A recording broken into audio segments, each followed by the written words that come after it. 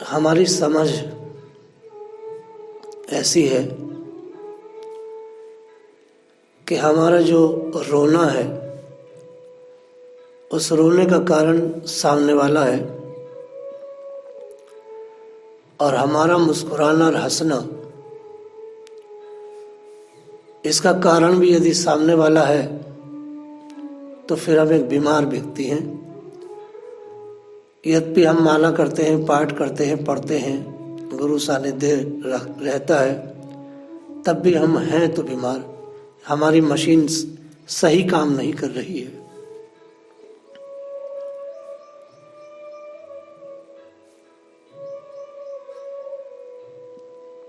परमन और परधन को आकर्षित करने वाला व्यक्ति संसार की दृष्टि में चतुर होता है।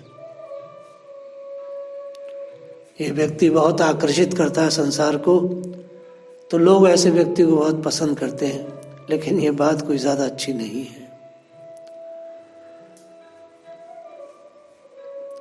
क्योंकि ये कला तो सामान्य स्त्री के लिए भी है। सामान्य स्त्री भी सहजिक आकर्षित कर लेती है। सांसारिक दृष्टि में संत जड़ जैसा होता है। यह जड़ है, ये उजड़ है, परंतु आनंद में जो चेतन है वह है प्रभु को भूलकर सांसारिक सुखों में फंसा हुआ मनुष्य ही जड़ है। वो आदमी जड़ नहीं है जिसे हम जड़ कह रहे हैं। जड़ वो व्यक्ति है जो बिल्कुल टाई शाई लगा के घूम रहा है, बहुत ही हिप्पी टाइप से, और भगवान के प्रति विलग है, वही जड़ है। लेकिन संसार के विपरीत मान्यता के कारण संसारिक लोग भरत जी को जड़ भरत कहने लगे। ये ब्राह्मण का बच्चा है। मुनि पहले राजा थे, राजा से मुनि हुए, मुनि से यह पशु बने, और पशु से ब्राह्मण शरीर है। लोग भरत जी को मूर्ख मानते थे, तो भरत जी सोचते कि लोग मुझे मूर्ख माने तो इसमें बुराई भी क्या है। ध्यान से सुने के एक शब्द। भरत जी विचार करने लगे, और भगवान की कृपा से भरत जी को दोनों जन्मों का ध्यान है, तीसरा जन्म अभी है। लोग भरत जी को मूर्ख कह रहे हैं, पागल कह रहे हैं, गूंगा कह रहे हैं, बहरा कह रहे हैं। तो भरत जी मन में सोचते हैं कि लोग यदि मुझे मूर्ख मान रहे हैं तो इसमें बुराई क्या है, क्योंकि पूर्व जन्म में मैंने ज्ञान का प्रदर्शन किया था। क्या बात है।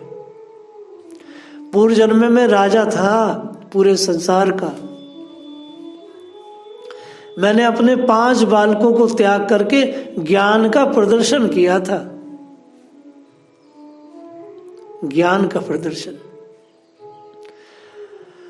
मैं पुलह ऋषि के आश्रम में था। बहुत मैंने बड़े बड़े तप इत्यादि जी ने क्या क्या किया, और स्थिति ये बनी कि उस ज्ञान का प्रदर्शन करने से मैं दुखी हुआ। ज्ञान अन्य को उपदेश देने के लिए नहीं है, ईश्वर की आराधना करने के लिए ज्ञान है। ये उपदेश देने के लिए, दर दर भटकने के लिए ज्ञान नहीं है। भरत जी कह रहे मैंने ज्ञान का प्रदर्शन किया इसलिए पतन हुआ। ज्ञान भोग के लिए नहीं है, ज्ञान भगवान के लिए है। इसलिए भगवान शंकराचार्य ने कहा है, विदुषाम यच्च विदुषम मुक्ते न भुक्तये। विदुषम मुक्तये न भुक्तये। ये भोग के लिए नहीं है, ये मुक्ति के लिए है। क्या भगवान शंकराचार्य ने बात कही है।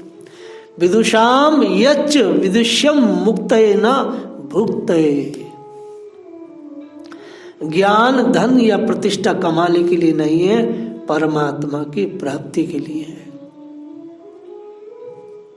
ज्ञान का फल धन और प्रतिष्ठा नहीं, परमेश्वर है। ज्ञान परमात्मा के साथ एक होने के लिए है, ज्ञान परमात्मा की सेवा के लिए है। जलभरत ने सोचा पूर्व जन्म में पशु के साथ वाणी व्यवहार निभाया था। देखिए, पशु के साथ वाणी व्यवहार निभाया था, सो मुनि से चौपाया बना। अब भगवान की कृपा से ब्राह्मण नर्तन मिला है। अंगिरस ब्राह्मण गोत्र में भरत जी का जन्म हुआ है, अंगिरस गोत्र में, जहां वेद अध्ययन है, जहां वेद पाठ है, जहां आत्मविज्ञान है, वहां जन्म मिला है।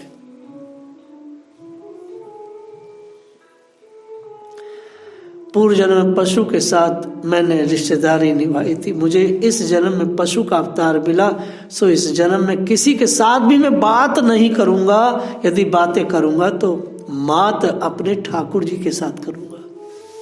और तुमने कई बार देखा होगा, मैंने तो अनुभव करता हूं, कई बार बड़े बड़े पैसे वाले किसान, छत्री इत्यादि घरों में कुछ विक्षिप्त से बालक हो जाते हैं, कहते हैं पागल है। वो पागल नहीं, वो अपने भोग काटने आते हैं, ऐसा मैं महसूस करता हूं।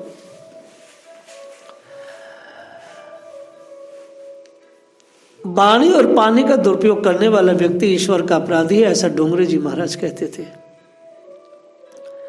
अंतकाल में वाणी उसका विश्वासघात करेगी। जो व्यक्ति वाणी का लगातार दुरुपयोग करता है, फिर उसकी वाणी लड़खड़ा जाएगी भगवान के लिए। अंत में मीराबाई जी ने भी निश्चय किया था कि बात करूंगी तो केवल अपने गिरधर गोपाल से करूंगी, श्री कृष्ण के साथ करूंगी। मैं तो बस अपने गिरधर गोपाल को ही मनाऊंगी। संसार के लोगों को या रिश्तेदारों को मनाने से लाभ ही क्या है। राम नाम मेरे मन बसियो, राम रसियो रिसाऊं रे माए। जड़ भरत किसी से बोलते नहीं थे, अति बोलने से स्नेह उत्पन्न होता है। वैसे तो इस सृष्टि में ईश्वर ने एक ही काम के लिए दो दो इंद्रियां दी हैं। एक आंख से भी काम चल सकता था, लेकिन ठाकुर जी ने दो दी। किंतु एक जीव को दो काम करने पड़ते हैं, बोलने का भी और खाने का भी। अतः जीव पर अधिक अंकुश की आवश्यकता होती है।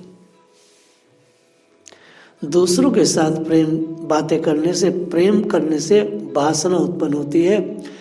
बैर और वासना से नया प्रारब्ध बनता है। आप दो स्त्रियां हैं, आपस में बैर बांधे हैं, ये बहुत घातक है, भोगना पड़ेगा, अगले जन्म में भी भोगना पड़ेगा, इससे बच ना पाओगे आप लोग। अतः स्वयं ही अपने मन को अंकुश रखना होगा। वार्ता से बात बिगड़ती है, वार्ता से बात बिगड़ी ही है, सुधरी नहीं है। मौन से बात बनी है, मौन से बनी है। वार्ता का अर्थ होता है उस वासना को, उस वैर को आपने खाद पानी दे दिया। हम वार्ता करेंगे अर्थात खाद पानी उस पर हल चलाएंगे, अर्थात उसे और उपजाऊ बनाएंगे, वासना को और वैर को।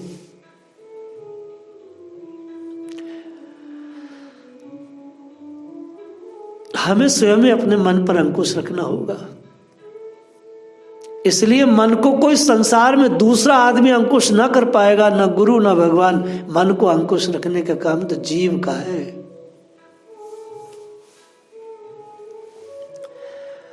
स्वामी रामदास जी ने कहा है, अति से घूमने घामने से शांति नहीं मिलती। जड़ भरत के पिता ने उन्हें पढ़ाने के लिए विचार किया। उन्होंने विचार किया कि मैं चतुर्मास में इसे गायत्री साधन सिखाऊंगा। 4 महीने में वो गायत्री भी न उच्चारण कर पाए। भरत जी ने विचार किया, आज पिता मुझे गायत्री सिखा रहे हैं, तो गायत्री सिखाने के पीछे भगवत प्राप्ति का भाव नहीं है मेरे पिता का भाव यह है कि जैसे भरत जी के 10 बड़े भाई थे, वह सब के सब वेदांती थे, सब के सब वह शौर्त कर्म के प्रवर्तक थे, अर्थात पुरोहित थे। भरत जी विचार करते हैं, पिताजी मुझे सिर्फ इसलिए सिखा रहे हैं कि मैं भी खाने कमाने का क्रिया में लग जाऊं। आज मैं ये, कल को कहेंगे कि ज्योतिष सीखो, फिर कहेंगे ये सीखो। मैं तो पहले भी इसी चक्कर में फंस गया हूं, अब मैं ज्ञान का प्रदर्शन नहीं करूंगा। 4 महीने कुछ ना सीख पाए, पिता थक गए।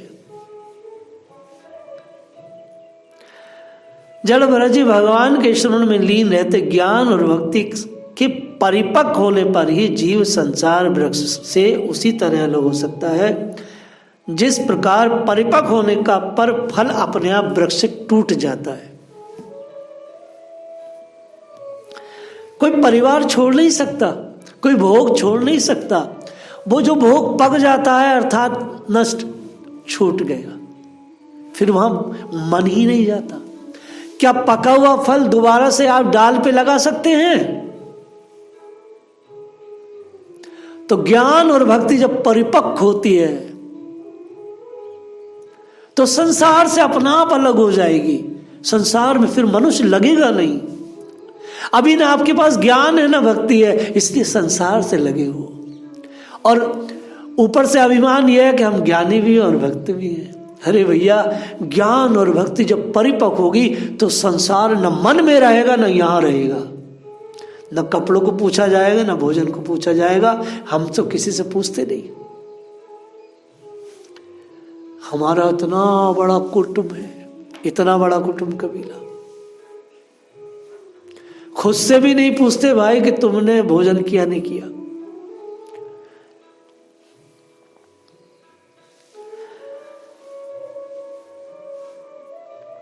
माता पिता ने शरीर का त्याग किया है। समय आने पर जड़ भरत के पिता ने शरीर त्याग दिया। उनके मन में यह अभिलाषा रही कि मैं अपने बच्चे को पढ़ा ना सका, और भरत जी के मन में यह है कि मेरे पिता ने अपने परिवार में, हम सब बहन भाइयों में अपने जीवन को लगा दिया। वो है वो काम ना कर सके जिस काम के लिए आए थे, क्योंकि जड़ भरत तो ज्ञानी है। अब वो शांत है। मेरे पिता प्रपंच में लगे रहे। माता पिता के देहांत के बाद पागलों की भांति घूमने लगे। पागल से लगते थे, किंतु वे एक क्षण के लिए भी श्री कृष्ण को भूलते नहीं थे। कैसे थे भरत जी? तीसरे जन्म की स्थिति उनकी ये थी कि कोई उन्हें ए धरा, गूंगा है, तो जब कोई गूंगा कहता तो गूंगे जैसा अभिनय करते। कोई उन्हें बेकार काम पे लगा देता, कोई कुछ कहने लगता, कोई कुछ, वो और हष्ट पुष्ट थे। जो अपने शरीर का पालन नहीं करता है उसके शरीर का पालन भगवान करते हैं। आपने देखा होगा जो थोड़े से विक्षिप्त हैं, जिनके पास शरीर मस्तिष्क कम है, वो बहुत ही सौष्ठव होते हैं। जिनके पास शरीर के संसार की चतुराई नहीं है, ऐसे लोग शरीर से बड़े सौष्ठव होते हैं। मस्तिष्क में अगर बहुत चतुराई है, संसार की समझदारी है, तो शरीर कमजोर रहता है। आप प्राय देखो, गांव के बालकों को देखो, शरीर से कितने हष्टपुष्ट है, क्योंकि उनके मस्तिष्क में संसार की चतुराई नहीं होती बच्चों के। आज का मनुष्य जरा जरा सा कैसे रह गया, क्योंकि संसार का इतना कचरा उसके मन में और दिमाग में बचपन से उसके माँ बाप पढ़ाई के माध्यम से प्रवेश करा देते हैं।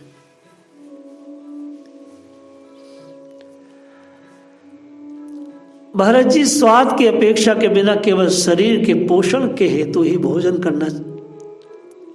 करते थे। जड़ भरत के भाई उन्हें पिसे हुए तिल, धान्य का कूड़ा, सड़े हुए उड़द खाने को देते तो उन वस्तुओं को भी अमृत तुल्य मानकर खा लेते थे।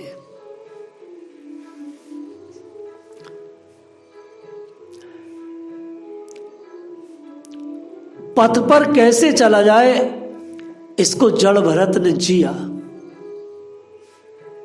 किसी भी जीव की हिंसा न हो पाए, ऐसा सोचकर वे रास्ता देखकर चलते थे।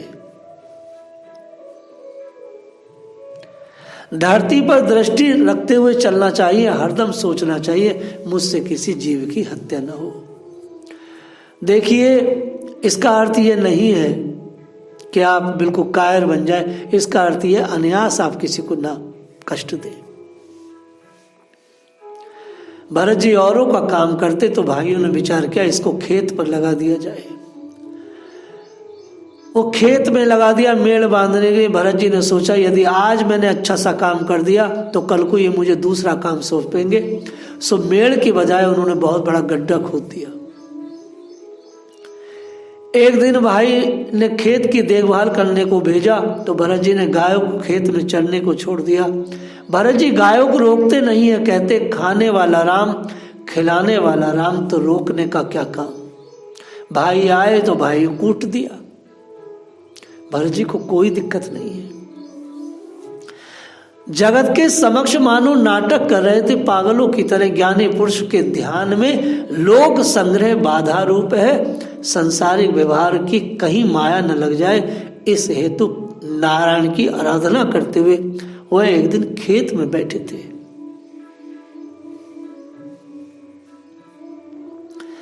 भरत जी बड़े सौष्ठव में, बड़े एक एक अंग उनका ढाला हुआ है, जैसे कोई जिम खाने में जाकर के अपने शरीर को बनाता है। कथा आती है एक भील राजा निसंतान थे। उन्होंने मनोती मानी थी कि संतान होगी तो मैं भद्रकाली की नर बलि भेंट चढ़ाऊंगा।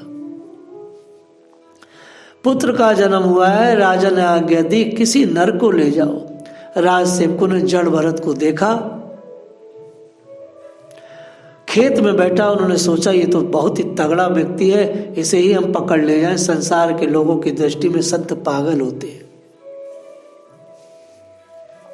और संतों की दृष्टि में संसार के सुख साधन में फंसा हुआ पागल है व्यक्ति। दोनों एक दूसरे को पागल मानते हैं। उन भील राज सेवकों ने भरत जी को पागल ही मान लिया। उन्हें लेकर पकड़कर भद्रकाली के मंदिर में पहुंचे। माता जी को बलिदान दो, किंतु किसी जीव का नहीं भैया। माँ को बलिदान चाहिए होता है काम का, क्रोध का, लोभ का, अपने दुर्गुणों का। ये दुर्गुण ही पशु रूप में है अंदर, इनका बलिदान देना है, इनको भेंट चढ़ाना है। इनको भेंट चढ़ाए के बजाय व्यक्ति पशुओं का बलि देता है, ये गलत है।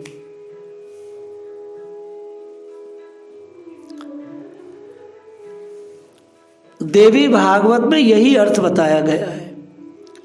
भरत जी को स्नान करा गया, पुष्पमाला पहनाई गई, भोजन के अच्छे पकवान दिए गए। भरत जी स्नान इत्यादि नहीं करते थे, कभी नहा लिए तो नहा लिए। आज बहुत ही व्यवस्थित होकर जैसे ठाकुर जी को स्नान होता है, ऐसे मल मल के उनको नहलाया गया भगवत बुद्धि से कि भाई बलि देनी है माता जी को।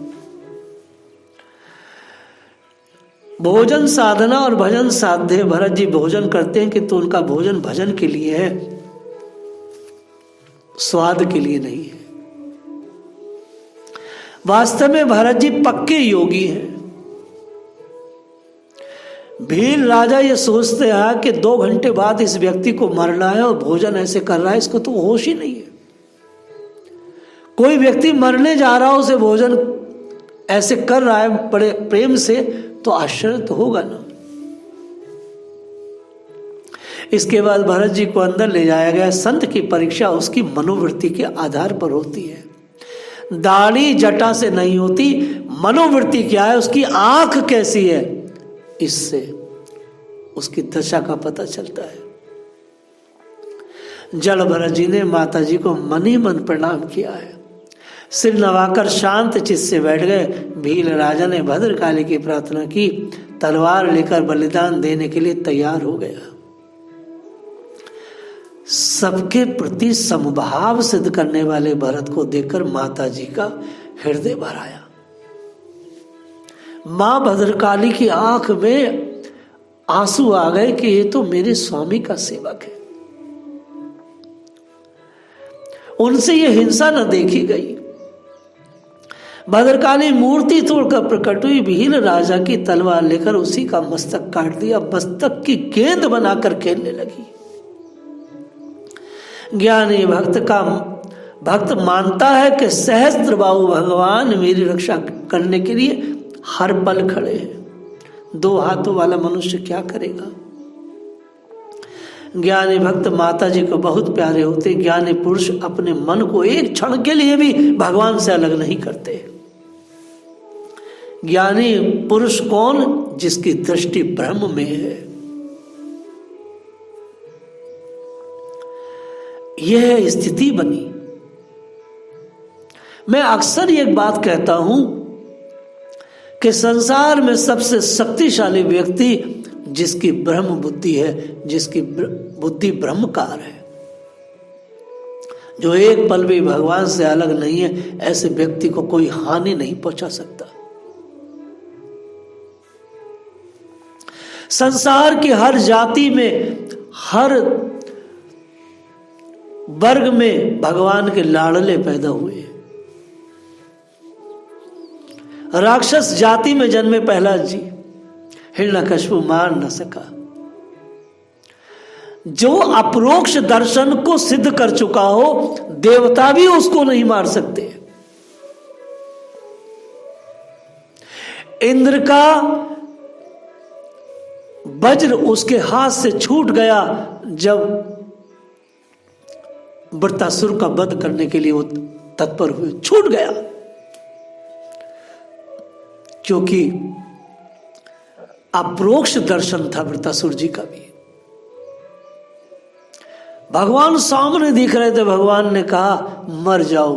भगवान को देखते देखते, प्रवचन देते देते, इंद्र को क्लास देते हुए वो अपनी देह त्यागी। ऐसे ऐसे भगवान के प्रेमी लाडले हुए हैं। वो अपनी इच्छा से अपनी हानि कर दे तो कर दे, उनको कोई हानि नहीं पहुंचा सकता। जैसे भगवान विष्णु को कोई श्राप दे तो ठाकुर जी अगर चाहे तो श्राप ले, ना चाहे तो ना ले। यही स्थिति ब्रह्म बुद्धि वाले व्यक्ति की रहती है। वो पाप और पुण्य से अलग रहता है। आप विचार करें, जो व्यक्ति देवी का भक्त था, देवी ने अपने भक्त को ही मार दिया और वैष्णव को बचा लिया। इसमें भक्ति बड़ी चीज नहीं, सबसे बड़ी बात है जिस मनुष्य ने अपरोक्ष दर्शन सिद्ध किया है, अर्थात जो सब में भगवान को देख करके अंदर से समदर्शी बन गया है, उसको तो भगवान भी कैसे मारे भैया। इसलिए भक्ति करे कोई सूरमा, भक्ति आसान नहीं है, लेकिन भक्ति कठिन भी नहीं है, असंभव भी नहीं है, की जा सकती है। बस मन को थोड़ा सा साधना होता है। जय राधे।